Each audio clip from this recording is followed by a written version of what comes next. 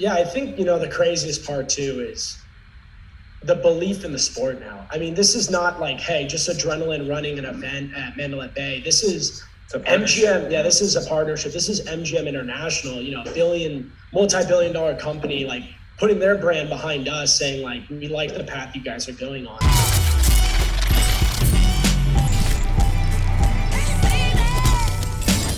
This episode is brought to you by our sponsor, Re-Up Recovery, high-quality products that provide fast-acting pain relief. Created by working stunt professionals in the industry, their pain relief roll-on formula allows you to overcome ailments and then relax with anti-inflammatory ingredients in their deep tissue cream. Visit reuprecovery.com and use the code JAM to save 20% off. What's up, guys? Today's guests are the owners of Adrenaline Worldwide. Please welcome to the JAMCast, Jimmy and Maguire Kane. What's up, guys? Hey, how we doing? Thanks for having us, man. As always, good to catch up. Same, man. More than anything, welcome back to the States. I heard you guys ran into a little ordeal on the way back from OMG gathering. What happened? Oh my God, it was a mess. We went, obviously didn't sleep last night, had to catch up with everybody. Get to the airport, get on our first flight, and I was just dead. I was ready to go to bed, pass out. And we wake up and we're like, yo, we're still on the plane. What is happening? And then they're like, yeah, flight's canceled. You're flying tomorrow morning. And we're like, wow, okay. And so it's a nice throwback 24 hours later. Where were you guys stuck at? And did you get put up in a hotel or did you have to just stay at the airport? Dude, we were in Amsterdam and we got in at 8 a.m. in the morning, like local time. And we didn't leave the airport until 6 p.m. because we had to wait and get new flights and all that stuff. And we ended up getting a hotel close by and we literally passed out for like 12 hours straight and then went right back to the airport. It was like just a long journey home after a long event weekend. That is crazy, man. That's crazy. Nothing worse than like travel delays, but I'm glad you guys made it back. Thanks for making the time to do this. And let's just talk about it real quick. How was your OMG gathering experience? Because I think one thing that was really unique about it was that you guys actually took out like a bunch of adrenaline pro athletes and kind of like helped, for lack of a better term, like put on exhibition at the night show or for the final battles. Yeah, exactly. It was a blast. Honestly, shout out to OMG and just the whole group running the event. It was like, one, honestly, good to be back at an event. Like, I think for us, it was Dubsurd was the last event because I didn't get to yours because I was like mad sick, dying in the hospital and stuff. So that was like, 3 years ago? It was good just to see faces, see everybody in a room together. We haven't seen like Alexander, Jose, Zen, and those guys in 3 years as well. So overall, the event was amazing. And yeah, it was honestly just great to have all the pros together in one room, throwing like a crazy exhibition battle and stuff. And, shout out to again OMG for taking care of us and the pro athletes and just making it all happen. Super, super cool. Now I just got to ask, how do you guys select who you brought over there? Was some of it like location based? Was some of it just like height based? Like how did you come to terms on those guys you brought? Yeah, it's always different, It depends on what the event's looking for, scheduling. Like all these guys are in different places of the world doing different things. So a lot of scheduling, actually. We were supposed to bring a few of our Russian athletes out too, but obviously all the craziness going on there, we had to work around that. So we ended up getting Ali. And, it just depends on what the event's looking for, what our athletes are up to, who wants to go to those type of events. And so many moving parts, and we usually kind of plug and play depending on what's happening. So I got to ask you a question that's funny. Are Zen and Shosei old enough now that they can travel alone, or do they still have to come with a chaperone? No, they actually, Tachi came out with them and everything. Okay. And it's crazy because I still feel like they're 14. Like when I see them, I'm like, it's been 3 years of COVID. Yeah, what I mean? It's like everyone's age is on like frozen. So yeah, I'm still thinking they're 14, but I think they're like 17. So they're maybe like, they're men now too. They got a little bit more muscles and everything. Yeah, they're men. Yeah. So crazy.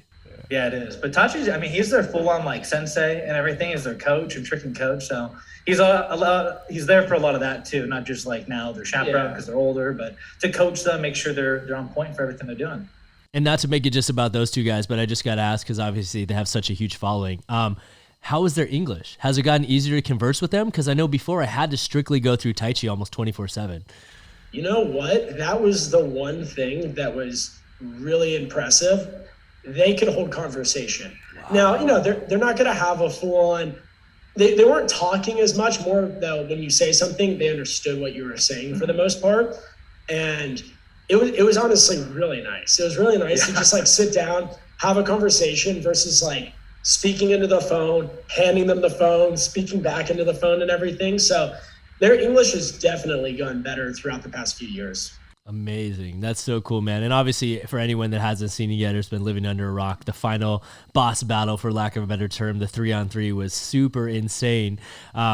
I'm just blown away by the fact that these guys are trying such difficult moves on command in a battle, which is so risky. Obviously, low stakes, no one's a winner necessarily, but still, like, to just pull it out in a battle is just insane to see some of the things that we saw.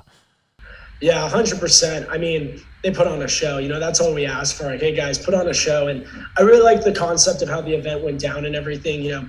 We talked about it, too, with, the people that run OMG, Eric and stuff. Like, when you're at an event, especially open bracket style, no one wants to be that person that pulls Jose round one.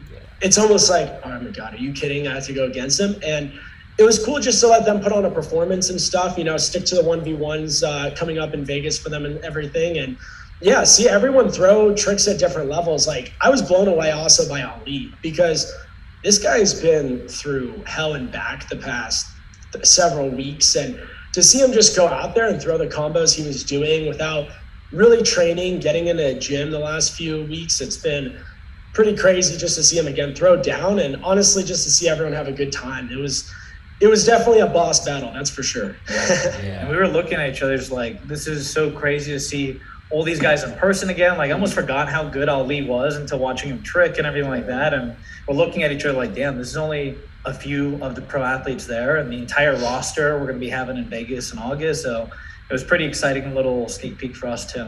Yeah, I mean, some of my favorite responses, I'm not going to lie, were done by Zen. This dude was just responding, just not intimidated. Guthrie went, he's just like, oh, check out what I got. Let me match your shuriken cutter with a shuriken. And I was like, wow, this is so cool to see. One thing I got to ask you guys, though, and I don't mean to cause drama, so if you don't want to answer this, you could just take the fifth. But I noticed strategically that we have yet to see Mike and Shosei on opposite teams or opposite each other yet. Was that done strategically, or how were the names drawn on the hat for this 3-on-3 battle?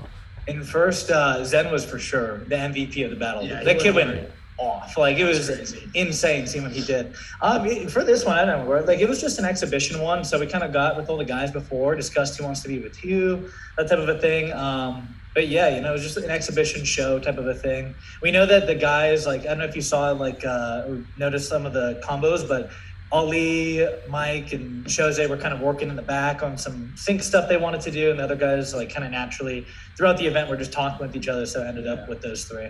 Okay. Yeah, it's super cool. I mean, obviously, like, when you're at that level of skill, like, obviously, you would probably separate Zen and Shosei, separate them. You could arguably say that Mike's on an opposite team of Tiki, just for lack of a better. So, yeah, it was just something I had to bring up. I know some other people in the community are probably curious as to when we'll finally see it happen, if it ever happens, right? It's like one of those that people are dying to eventually see. And, yeah, who knows? Maybe we'll in the future. So, obviously, let's just jump right into it. Obviously, on the back end of OMG, one of the big major events coming up later in the year is your guys' first event coming back after a long hiatus due to COVID and everything else. So I'll just shut up and let you guys explain what is going on with the Adrenaline Games, what's happening August 1st through 4th, if I'm not mistaken, right? Let people know what's going on. Yeah, man. I mean, it's crazy how it got here at the end of the day. I mean, you remember we were having our event. You guys were about to come through and stuff, and then, like, 1 week prior, world shut down. We had it canceled, readjust and everything. And this has always been the goal for us, is to get to this level and things like that with the sport, and to put it on a mainstream platform like MGM, Mandalay Bay and stuff. And, we're just really excited to finally make it happen. It's been years in the work and everything. And, just continuing to pave the way of what the sport can look like, obviously starting from you and what you did and still do for the sport. We were both at your Trick Star. Yeah. We were there in person, and that was one of the biggest inspirations for us. It was like the first look of what battles could be in a professional setting. So seeing that and trying to run with it and just keep plowing ahead, putting our heads down and working towards it. Yeah, I think, the craziest part too is the belief in the sport now. I mean, this is not like, hey, just adrenaline running an event at Mandalay Bay. This is MGM. Yeah, this is a partnership. This is MGM International, multi-billion dollar company, like, putting their brand behind us, saying like, we like the path you guys are going on. And to kind of get things locked up, it was a process. It wasn't, as you know, Vegas, there's shows going on every single day, every single day, right? So it wasn't hey, here's how you book it, book now. We had to literally put together almost a full-on proposal of, this is our image, this is our belief, this is what we want to take the sport to, how we want to get it there, and really comparing it to other sports. And it's like really ironic because, a lot of people like to compare us to like, kind of how the UFC got off, and the UFC's kind of coming out party was at Mandalay Bay with Chuck Liddell and Tito Ortiz. So it's like kind of like ironic how it came through and stuff. But it's just going to be an insane event. We got all of the athletes, all the pros coming in. We're going to have, 3 days of madness. And a big thing we really want to promote this year too is, over the past, as a lot of our events were more just bringing the athletes in, doing a lot more for broadcasting, just given the space we were working with. Mm-hmm. But now, given the space and everything, we're really making this event for everyone. So you're going to have things for people that are just getting started in the tricking XMA stunt field, people that have been going at it for a while, people that are knocking on that door of like, hey, I'm ready to be that next pro. Obviously, we got things going on for the pros, and then also even, studio owners, different studio owners coming in. We have different workshops and stuff like them going on. So really wanted to create this event for everyone, an event that anyone can participate in. Experience, right? The perfect name for it. And just be part of such a amazing weekend, first event back 3 years since COVID, right? And so what will actually happen if you guys can't give out the full itinerary because you're waiting? I totally understand. But what will happen in the days, like, I guess, over the course of the 3 days? Is it like, as you mentioned, are there like dedicated workshop days? Is it open sessions every day? And then when are the final battles? Yeah, so like the nice part is we have so much space. We're working with over 50,000 square feet of convention space. And the way we have it set up, we have multiple like 40 by 40 spring floors, huge air tracks, a whole parkour section, a stunt rigging section. So there's going to be tons of stuff going on at the same time. And as Maguire said, the studio owners have their own dedicated room for cool workshops. And the way it's going to be ran is it's going to have workshops on both of the first 2 days, as well as an open floor. Like, we're going to have our main floor dedicated to gathering throughout the entire event. And one thing we're really looking forward to that is we really wanted to create a low barrier to entry. So for that, we're really excited to have just a $99 gathering pass for the first 2 days, plus you get a ticket to the night show. And that day 3 of the night show is all about the battles, the night show itself, and just kind of being a spectator and enjoying the whole thing too. So really something for everyone, between workshops for tricking, workshops for XMA, and then an open floor throughout the entire event as well. And for that, we'll have dedicated sessions where all of the athletes, all the pro athletes will also be training, getting ready for the battles. You'll be able to trick with them, have your own time on the floor too. And it's just going to be a big shebang for everyone. And so are tickets currently on sale? And if not, when are they open to the public so people can find one of these passes and register?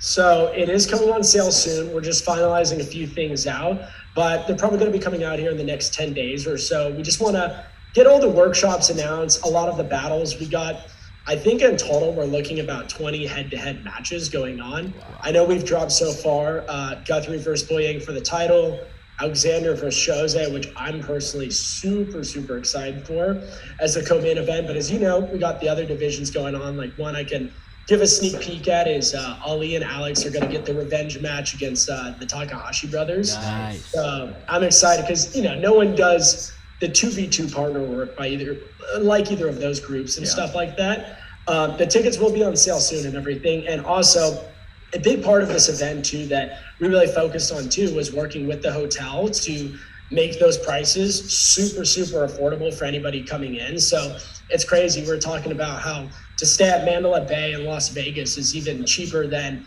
going to some of these other events that are in more industrial towns and things like that. So the price for not just the event, but the hotels is going to be super affordable. Hell yeah, super cool. And now, correct me if I'm wrong, I think the unique thing about it also is that it's happening like start of a week. Is that right? As comparative to like a normal Friday to Sunday format. So what days is that happening, just so people make sure it's marked down in their calendar and they don't miss it? You know what I'm saying? So most people are going to be coming in.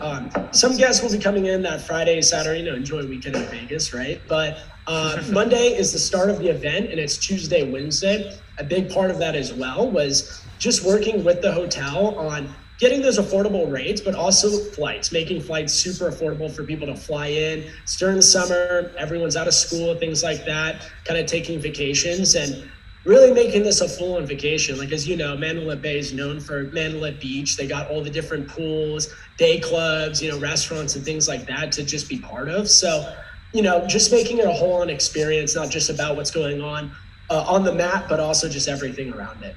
Yeah, 100%. No, that's super cool, man. And now, obviously, I don't want you guys to give away everything, but I just have to ask this just because I'm sure people want to know. Is there going to be a maximum capacity cutoff where people are going to miss their opportunity to join if they don't buy a ticket in time? Or is it so much space that hopefully almost anyone's going to be able to make it? So there is going to be a maximum cutoff, particular for the night show spectator tickets, because we're working with an audience size of 2,000. And once we get there with fire marshals and things like that, and given how big the space is going to be with the different lights set up, cameras, jibs, and things like that, 2,000 is going to be the cutoff. And a big thing too for that end is we actually are really pushing this past, and also, the hotel and MGM's helping us push this past just like our community, but getting like spectator eyes on the sport and the foundation and things to really just start getting more mainstream eyeballs on everything. It'll be like you see Cirque du Soleil shows going on. Oh, and the Adrenaline World Games going on. People walking the strip will be able to walk in, watch it and everything. And we're going to have a lot of co-branded stuff with the hotel going out before to really fill up those seats and make it feel like a proper event, Super, super cool, man. Well, no, I'm super excited for it. I mean, full transparency, I already have a hotel booked, so I'm just waiting to see if I get called for work. But if it doesn't, I'll be there as of right now. So just putting that out there to all the listeners of the JAMCast to just let it be known that, yeah, we'll be in full support as well. So, yeah, looking forward to it. Of course, boys. And so with that being said, like, I know you mentioned that you bring in the team. Is this every single Adrenaline Pro that's going to make it as of right now, tentatively? So as of right now, all 50 plus pros are going to be there from every single division. We got from the stage performers, stunts, trickers, obviously, XMA athletes. And there are a few, obviously, that are going to be pending, just what's going on in Eastern Europe. We're trying our best with them and working with them. And we actually have a few more athletes that we've recently signed that we're going to be announcing here in the next few weeks that are going to have some battles set up and everything like that. And I think that's, the coolest part about this event is just getting everyone together in one room. Even the last few events we ran, we didn't have every single athlete because of based on how long the show was running and stuff, but we've really set it up kind of like UFC format. When you go to a UFC fight, you got your main card, and that's when the entire audience is there, but we're also going to have those early cards going on for trickers and sports martial artists that want to watch 5 hours of battles. Yeah. It's going to be there for them, and also having prelims open for everyone to compete. So hey, if you're not a pro, you don't have a match set up, you can earn your way through to be in the main show and things like that. Nice. And I only asked this just in case someone can't make it. Are you guys still going to broadcast this like usual at most of your events? Will it be available for people that can't actually make the trip over there? Yeah, so it's going to be broadcasted. We are actually in talks with a few different distribution partners, so more on that coming soon too, but it's going to have a proper distribution home, and it will be available for anyone to watch it who cannot be in attendance. But we're excited. The whole night show, and as well as the prelims, everything like that, it's going to be really, I want to say one step up, but it's more like 10 steps up from our previous production and everything. I mean, just given the budget alone on our past events compared to this one, and now working with the Encore team that do all the Mandalay Bay events, it's really, really exciting to work with them and just look at the rigs and everything we got set up. Super cool. Now, I know one of the things that helped make this a lot more possible is that you guys have actually relocated yourselves out to Vegas, if I'm not mistaken. Yeah, we're right there. Viva Las Vegas. Vegas, baby. So what was it that made you guys relocate out there, and how are you guys enjoying it so far?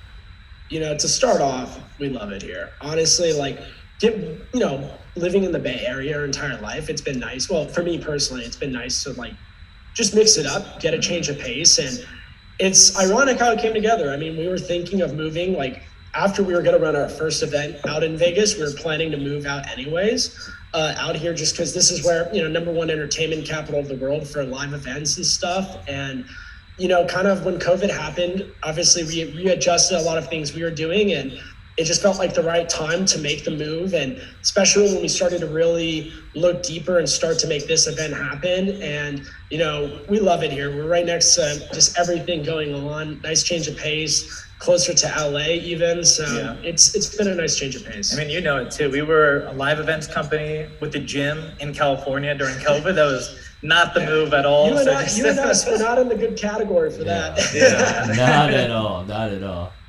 Yeah. So it's been nice here. It's like normal life again in Vegas, which I think is kind of getting there everywhere, but it has been really nice here.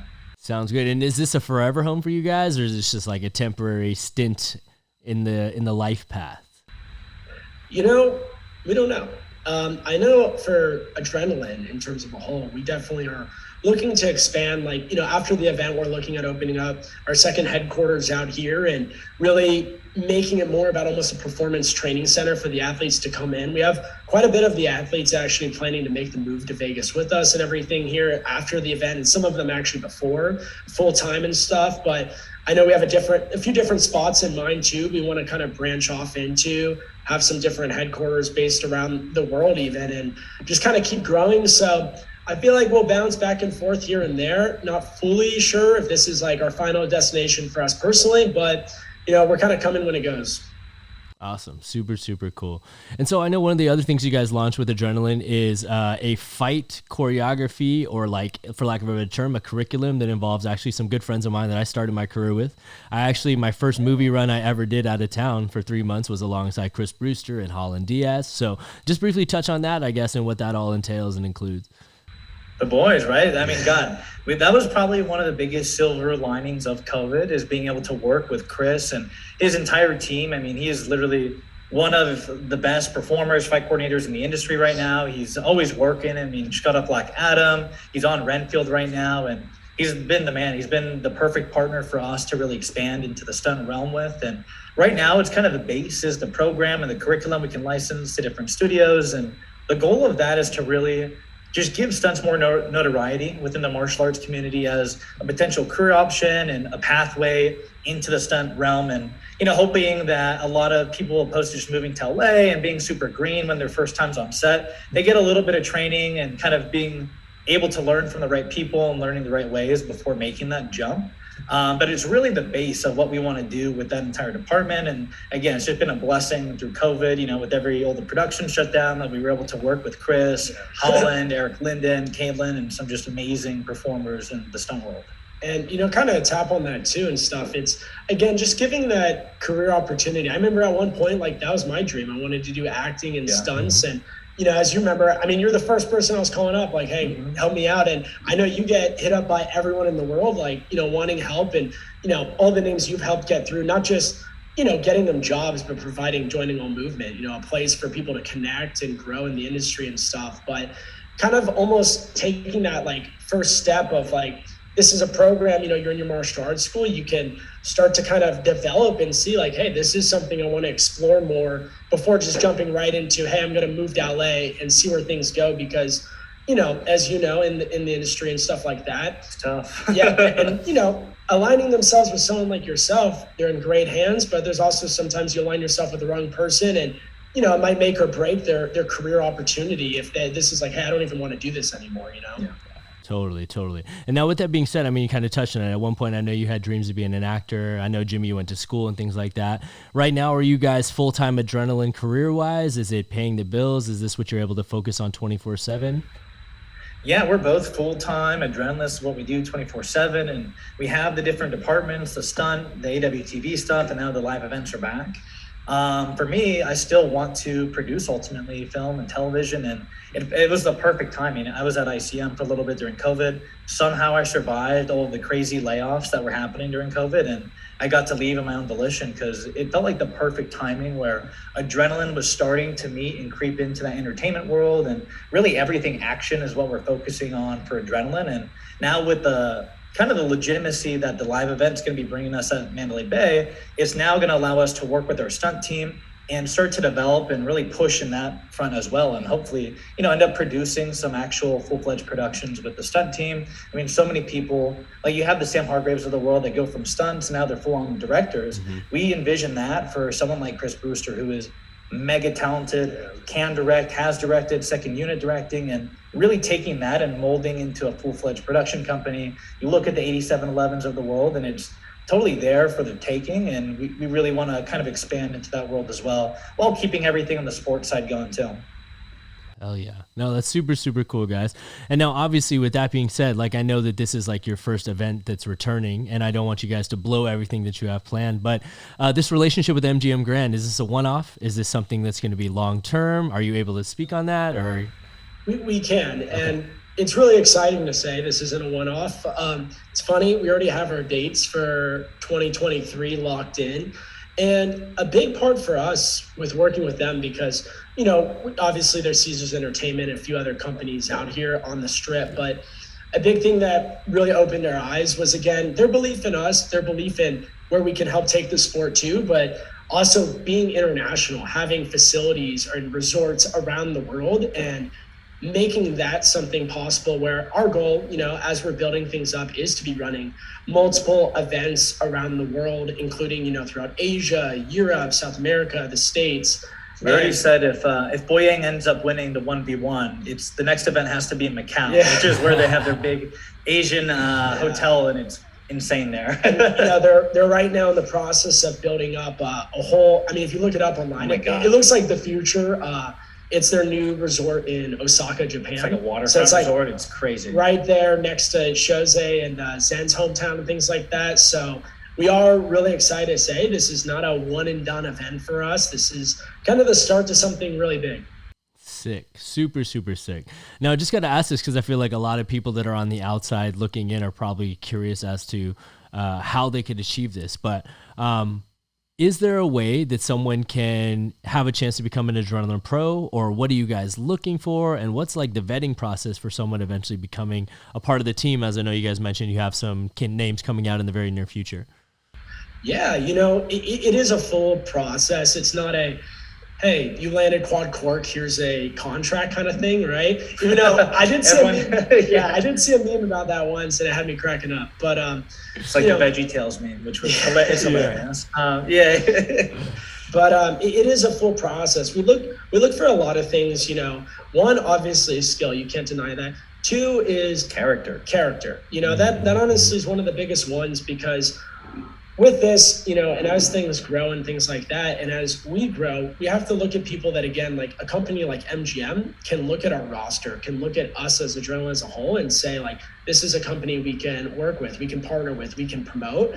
And so we look a lot in different things like that, character, just mindset and things like, I think one thing that's really cool about all the athletes on board, I mean, I think we can comfortably say the best of the best are with Adrenaline. And you know, they all have the same mindset in terms of, it's not about, hey, and especially someone like Mike. I mean, Mike's mindset about growing the sport has been, I think, part of like the centerpiece of this all. You know, he's not looking at, hey, how can I grow Michael Guthrie? He really thinks of like, how can I grow the sport of tricking?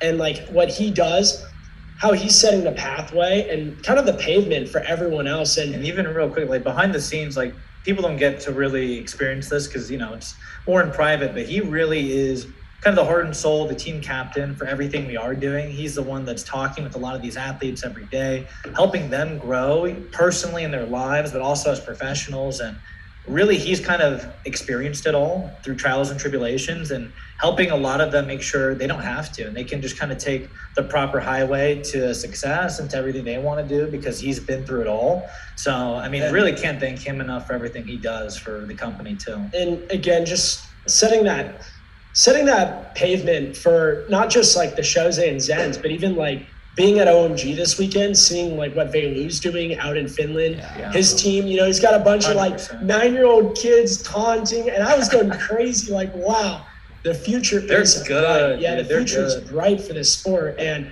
to set the pavement for them too, you know, where like their parents, you know, their friends can look at like, hey, being a pro tricker is legit now. It's not a dream, you know. I mean, you know the story. How many good trickers have we heard of that, oh, I had to stop because my parents like wanted me to go to school, or they wanted me to do this, or I wasn't paying the bills with it and things like that. I mean, you're competing against other sports half the time, you know, like parents want you to do this sport opposed to tricking, opposed to martial arts. And it's a lot to do with the career opportunity. Even if not every kid's going to be a famous baseball player, right? But the parents can see, oh, this is a legitimate thing. And that's everything we're trying to do, is just show and highlight this can be a legitimate thing, and here's how. Hell yeah. No, that makes a lot of sense. And I guess, how do people get onto your radar? Are you guys just watching clips? Are people sending in people as submissions? Is they seeing people at events? People don't realize it, probably because we're not as active on personal socials or commenting on a lot of stuff, but we see everything. We're on social media. We're looking at everyone that's up and coming. We're at events, and a lot of our athletes also send over records, whether it's training partners that they work with, people they saw at an event. A lot of the athletes kind of interscout and send it to us, and then we also see really everything too. Okay. And now, do you guys have any intentions of, I guess, for lack of a better term, delving more into the sport karate side? And I only ask that in the sense that, obviously you guys are really promoting tricking as being, the number one brand within tricking and to help evolve that sport. But I'm just curious, do you guys ever consider, because I know you have some athletes that do compete in sport karate, have you ever considered kind of trying to have a larger footprint there, for lack of a better term, competing with Team JPM? And eventually it being Team Adrenaline is one of the premier ones in NASCAR, or are you guys just solely focused on the tricking side right now? We are definitely invested in the sports martial arts side. Sorry. We have a lot of athletes, and actually quite a few of the athletes that we recently signed are on that side of the sport.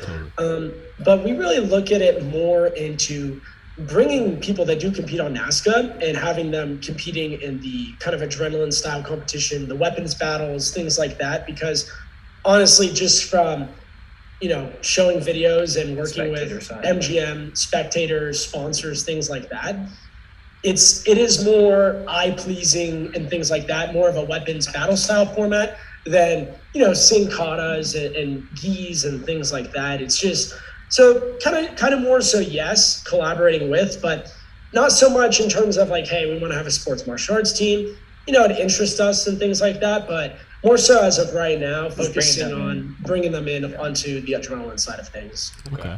And now, as guys that are huge proponents of spreading the sport of tricking and obviously trying to be one of the premier companies to do so, is tricking ever going to be in the Olympics? Is that something that's possible, or is that something that you don't think is possible? Skateboarding did it. And it's an indifferent conversation because, again, 10 years ago, no one would have thought skateboarding would be in the Olympics. It was looked at this underground sketchy thing. Now you got little 13-year-old girls winning gold medals and, athletes getting paid millions of dollars by sponsors. In terms of being in the Olympics, I think a lot of it would depend on the format they want. I mean, there's a big reason why the UFC hasn't really embarked into that. And I think some of it is the format, because I know the Olympics often changes the style format, and it would probably come to what is that format and things like that. But in terms of growth, I definitely think it can be in the Olympics. I mean, it's such already an international sport, and it's just growing within those nations like this. It definitely has the fall level between skateboarding and tricking that you were looking at. Yeah, actually, and bringing up skateboarding, that was one big thing for us, showing our analytics, because one thing we really pitch Adrenaline as is we really are our own market. Tricking's part of it, but like we mentioned, we have stage performers, stunt performers, that sports martial artist side, and really kind of combining things together where we really look at this as the next X Games, but indoors, right? Because you have all these different divisions going on, different titles and things like that. And one big thing that we noticed using the Olympics as kind of our competitor with the skateboarding was the fall ratio. How many more times you see falls in skateboarding compared to something like tricking is unreal. And, from a spectator's perspective, we all know this, even in tricking. You fall. They don't look at, oh my God, he almost landed shuriken. They're like, oh my God, he fell on his knees while this guy did a shuriken cutter and landed it really nice and taunted. So I think he did a lot harder of a move, right? Totally. So really showing that diagram, I think really hit home for a lot of people that, again, you show this sport to anybody now. Anybody you show them it, no one's going to look and just say, they're going to be like, that's crazy. That looks dangerous. That looks sketch. That looks crazy. And it kind of lives in that X game vibe and things. Yeah, I think one thing that we really could potentially learn a lot from is watching what happens with breakdancing in the Olympics. Because in my personal opinion, I think that may be one of the closest things to a judging format or a competition format that maybe we can mimic, just because it's so open for interpretation. It's obviously 1v1. It's very stylistic based. Obviously, there's some compulsory moves, for lack of a better term, just like gymnastics has fundamentals, breakdancing has fundamentals, tricking has fundamentals. But yeah, I'm really anxious to see what happens with breaking in the Olympic Games, because hopefully it'll be a good example for us.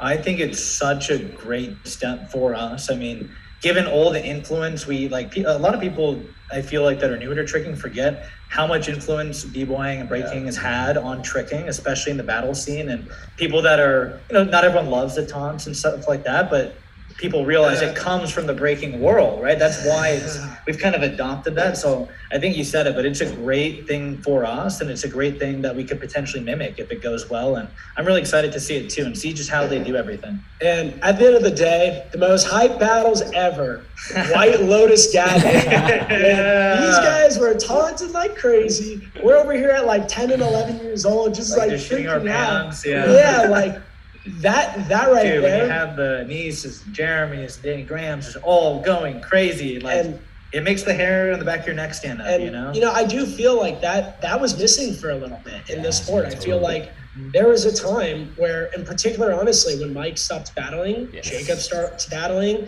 some of these more OG guys, like, that did kind of carry on what Anise, Daniel Graham, Jeremy started, and they carried it on. There's kind of that phase where, honestly, battling wasn't so hype. It didn't have and even if they were doing crazier moves, which is crazy. It didn't have that appeal where, like, now it's like kind of bringing things back, like, Michael versus Reggie Takahashi. Those guys were in each other's faces, going at it, but at the end of the day, they had nothing but respect for each other, but it brought that kind of hype and that intensity that, like, I feel like sometimes is missing. And that's why, like, for us, we really do look at b-boying and kind of the way they judge. Like, we have a whole new system that's going to be dropped and stuff of, like, these are how the battles are judged. But a big thing, we always stick to time. And everyone asks, like, oh, why time? Well, if you're a spectator and you see a guy do a pass, then take a sip of water, chill out for 5 minutes, and then do another pass, you've lost interest. Like, it's that time going back at each other and using the endurance, using the physicality as something to take advantage of your opponent. Like, classic when people are going up, checking the time, like, let's go, buddy. Putting the pressure back on your partner is also allowing the audience to show it changes it too from who can do the best single trick or move, right? Because that's what Instagram, YouTube, AWTV, everything is for, right? Just showing, like, oh, this is what I can do in the gym. Yeah. But now it's what can you do in person? What do you have dialed in when you're gassed out? You've gone through 2 rounds of battling, but I can still do this move. And then the endurance kicks in, the strategy kicks in. It makes it more of a competitive sport than just kind of the biggest move you can do in front of people, in our eyes at least. Yeah, I'm a huge fan of the time battles as well, because obviously I know other gatherings or events have tried to go like 5 passes each, but then you run into this issue where someone stops and they're thinking about what's my next pass, like what am I going to do to top it. And in my personal opinion, as you guys know, like, that's something that kind of completely bores me or loses attention, for lack of a better term. So yeah, I'm a huge fan of the time battles as well. So 100%. No, I couldn't agree more. Again, it brings a whole another level of, again, strategy, physicality into it. And I bring up, shout out to Jacob. The man dominated in that realm for the time he was doing it, where, like, he just came in with strategies. He knew who he was going against, and he's like, this is how I'm going to break you apart. This is how I'm going to get in your head. And, he did a really good job with it. That's for sure. Yeah, 100%. Jacob was one of my favorite battlers. I mean, it's no secret that he obviously trained and was a protege of Jeremy Marinas and trained under the Three Amigos and stuff. But, having a response, someone does a round-off move, he has a round-off move to go back. Someone has, a 1260 combo, he has a 1260 combo back with a banger at the end. And I feel like that's what some guys are lacking in some current day battles, if that makes sense. But like we shouted out at the beginning of the episode, like, one of the things I loved was watching Zen's responses. He's starting to really understand it. Like, he went at Guthrie, saw Guthrie's shuriken cutter, and was like, I see a shuriken cutter, I raise you 1 additional kick and do a shuriken, like, that's what I like to see. And hopefully we continue to see these dialogues through their bodies and through their tricks that are thrown out there, as opposed to just doing the hardest move, the hardest trick. It's actually a conversation where we see people one up each other, It's a story. And that's the biggest thing we always, like, talk to our athletes about, and even people that ask us questions about adrenaline, which, we were just at OMG and so many people came up to us just asking everything we're doing, how we do it. We really like to say we're just the platform for you guys to tell the stories, and we like to help tell your stories. Each person, each athlete is so different. Like, the way we would promote a Mike battle is much different than the way we would promote an Alexander or a Johan battle. Like, every person's different in the way they like to communicate with their movement and everything like that. And we really are just the platform that kind of helps tell that story. And that's one of the reasons, again, we're able to partner with an MGM, is because of the way we like to tell the stories and the way we can help push it. And I think that even falls back to promoting them as head to head, opposed to sticking to just brackets. When you know who you're battling, everyone knows what they're getting. It's a lot easier to kind of pitch it and tell the story, especially to those blokes or those average people that don't know anything about tricking, right? They're now invested in, oh, I know a little bit about this guy, a little bit about this guy. I'm going to root for this guy because I like this and this. And it's a lot easier than for someone who doesn't know much or doesn't know the specific tricks involved in a pass. They just like that athlete. It becomes a lot more digestible for them. 100%. No, I'm super stoked to see the battles that are coming up. There's obviously some really, really high level ones that are announced. I'm sure there's more of this coming in the works in the coming weeks, so people should keep an eye out for that. And so obviously, like, just answer this as well as you can without ruining or giving away everything. But what's on the agenda for the future of adrenaline? Yeah, I think just growing in every single asset and department that we're part of. Obviously, with the event side, again, this is not a one and done. This is the start to something massive where we really see the competition scene of the sport getting picked up full time. Another big thing, we can't announce exactly who yet, but is sponsors. We have a lot of main brand sponsors that are getting involved, not just with adrenaline, but with our athletes. And, us helping our athletes, get proper brand deals and things like that has always been a huge influence and a huge stepping stone for us as adrenaline. I mean, I say it to every single person, nothing to hide. We do every single athlete's brand deals, event deals, things like that. We take 0% commission, which, as you know, is not standard. You typically take that 10 to 15%.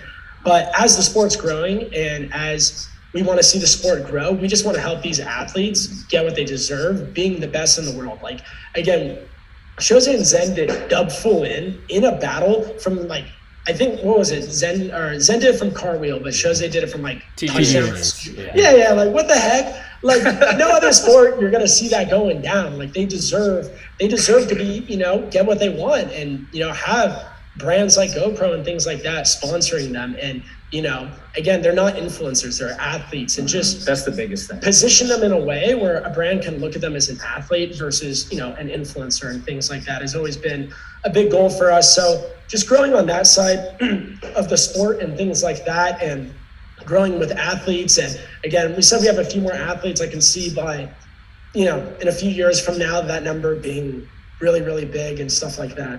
Okay. Hell yeah. And so, I mean, just going from that flight, man. I'm like 6 still. Yeah. I feel you. And so, obviously, this is a question I ask everyone, and this one's going to be unique because obviously I think we should have it pertain to the company more so. So, where do you guys see adrenaline 5 years from now, and then where do you see it 10 years from now?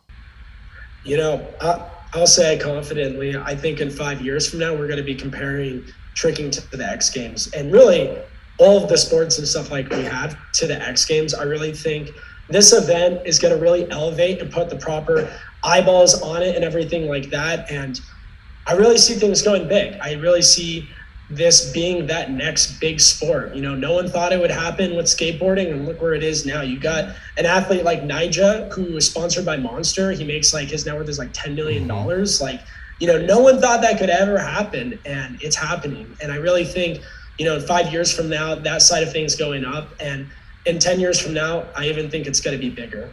Everything action is like what we like to say.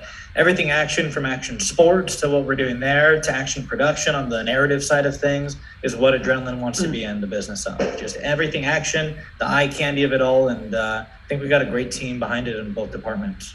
Oh yeah, man. Well, like I said, guys, it's really cool and surreal for me because I do remember you guys being so young that your mom called me and asked permission to come watch Trickstar. I remember seeing you guys come to gatherings. Yeah, I remember seeing you guys come to gatherings with the family because you couldn't drive yet. And so it's cool to just see you guys on the other side of things now as you continue to get older, continue to progress within the sport, and also, you know, what you're contributing to the community. Because someone as myself, I'm starting to get to the age right now where I've tried to do as much as I possibly can, but I also have a lot of other career goals outside of tricking, as you guys know.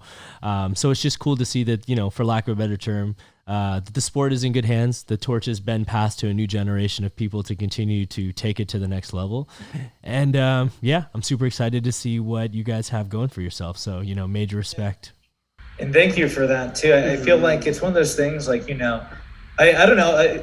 I'm sure people do, but I don't know if they know enough of what you've really done for the sport of tricking, especially. And it's one of those things, real G's move in silence, right? But there's so many different things you've done for the sport, for different athletes, even still are doing, that people don't recognize. And just thank you for, like you said, really leading the way, leading the charge for someone like us we would have never been able to even dream of this without, you know, seeing all the things you did when we were growing up. I mean, we've been in the sport since we were little kids, you know. And again, even, you know, kind of just tapping on that too and stuff, like you set the pavement for people like us to do what we're doing. Like he said it, like we wouldn't be running this event without going to those, you know, again, White Lotus gatherings, then Jam, then Trickstar and things like that. And everything you've done for the sport. And like Jimmy said, there's so much that goes unnoticed that maybe not so many people know about because you don't have to make a Facebook post every time you give back to the sport, right?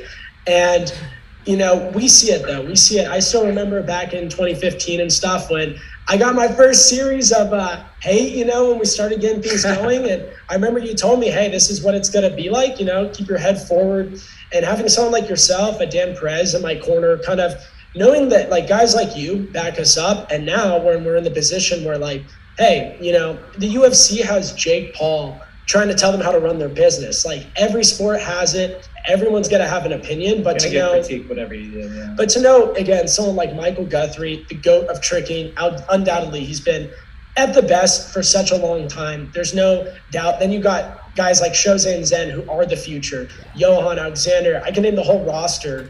Like to know people like them are on board, are believing in what we're doing, makes our motivation, our inspiration. And then obviously having someone like yourself, Dan, Anise, like the OGs of the sport saying, yeah, keep doing what you're doing is what motivates us to know like, hey, we're going down the right path. We're taking things to the next level that everyone that has had a serious impact on the sport wants to see it go to. So again, we can't thank you enough for really, again, setting that pavement for us to kind of just keep going and everything. Hell yeah, man. Well, like I said, I hope to make it out to the event. I got a hotel booked already. It's already locked and paid for. And so it'll just be a matter of if work allows me to go. So, before we get out of here, though, just let people know where they can continue to stay up to date with both your personal journeys and then obviously the brand as well. Yeah. So with Adrenaline and stuff, obviously following us on our Instagram at Adrenaline Worldwide, checking out our website, adrenalineworldwide.com. My personal have some actually crazy news dropping about the website. Everybody check your emails. Wink, wink. It's gonna be some pretty cool stuff about the paywall site that we have going on. So yeah, we got some on that later. We got some exciting news. So check your email, everybody. That's a message from me directly. Okay. And then Jimmy, what about you? Do you have a personal one you want to shout out, or do you? Yeah, I'm at Jimmy__Kane. Okay. Nice and easy. Hell yeah. Yo, sick, guys. Yo, with that being said, guys, please be sure to hit that like button, comment, subscribe for brand new episodes each and every week. Join us every Monday for Jam Breakdowns and every Friday for brand new JAMCast, interviewing influential members of the moving community like Jimmy and Maguire Kane themselves. So with that being said, guys, I got to give one more very special shout out. Thanks for coming through, boys. I really appreciate your time under all the circumstances. Yeah, thank you so much for having us. And hey, we'll see you in Vegas, baby. Oh, yes. And as always, guys, coming through, I'm your host, Travis Wong. Thanks for joining us here on another JAMCast. Until next time, we'll see you all soon. Peace.